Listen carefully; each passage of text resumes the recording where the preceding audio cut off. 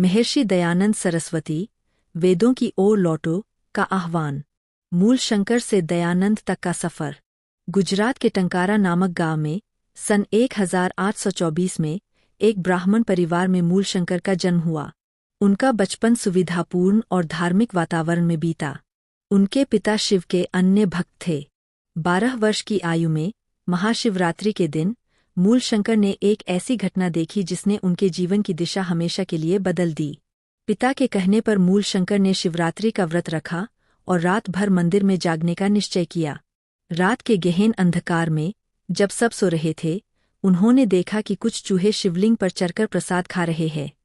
यह देखकर बालक मूल शंकर के मन में गहन प्रश्न उठा। उन्होंने सोचा, जिस देव की प्रतिमा अपनी रक्षा एक छोटे से चूहे से नहीं कर सकती, वह भला संसार के कष्टों का निवारण कैसे करेगी।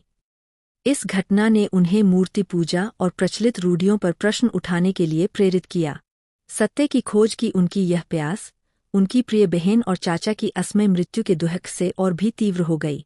उन्हें लगा कि इस संसार में दुख और मृत्यु अटल है और इनसे मुक्ति का मार्ग खोजना ही जीवन का सच्चा उद्देश्य है।